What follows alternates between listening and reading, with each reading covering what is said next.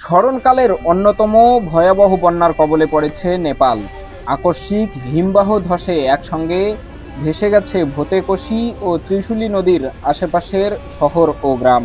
ঢলের সঙ্গে ভেসে আসা কাদায় ঢেকে গেছে রাস্তাঘাট, ঘরবাড়ি সহ সব স্থাপনা। উদ্ধার অভিযানে উঠে আসছে একের পর এক মৃতদেহ। এর মধ্যেই নিহতের সংখ্যা বেড়ে দাঁড়িয়েছে 475। শুক্রবার 28 আগস্ট নেপাল পুলিশের পক্ষ থেকে জানানো হয়েছে এ তথ্য। সময়ের সঙ্গে সঙ্গে মৃতের সংখ্যা আরও বাড়তে পারে বলে আশঙ্কা করা হচ্ছে। ব্রিটিশ সংবাদ মাধ্যম বিবিসির তথ্য অনুযায়ী ভয়াবহ এ বন্যায় 900 জনেরও বেশি মানুষ এখনও নিখোঁজ রয়েছেন। সময় যত যাচ্ছে জীবিত কাউকে উদ্ধারের আশা ততই কমে আসছে। হেলিকপ্টার ব্যবহার করে দুর্গম এলাকায় আটকে পড়া মানুষের সন্ধান করছেন উদ্ধারকর্মীরা। একই সঙ্গে বিচ্ছিন্ন হয়ে পড়া হাজারো মানুষের কাছে জরুরি খাবার ও অন্যান্য সহায়তা পৌঁছে দেওয়া হচ্ছে। বুধবার 26 আগস্ট সকালে হঠাৎ করে নেপালের রাসুয়া জেলার দিকে ধেয়ে আসে আকস্মিক ঢল।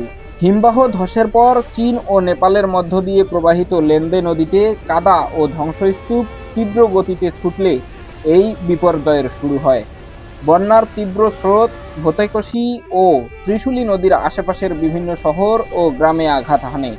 ভেসে যায় ঘরবাড়ি, রাস্তাঘাট, সেতু ও বিদ্যুৎ কেন্দ্র।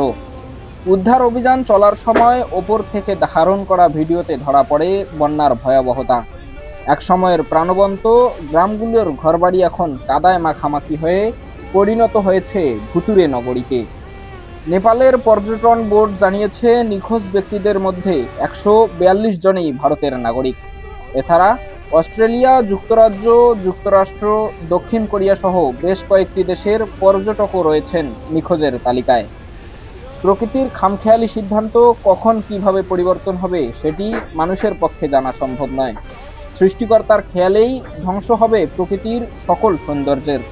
এক নিমিষেই বিলীন হবে মানুষের হাতে গড়া সুন্দর এই জনপদ। নিউজ ডেস্ক, নেতৃত্বের কণ্ঠস্বর।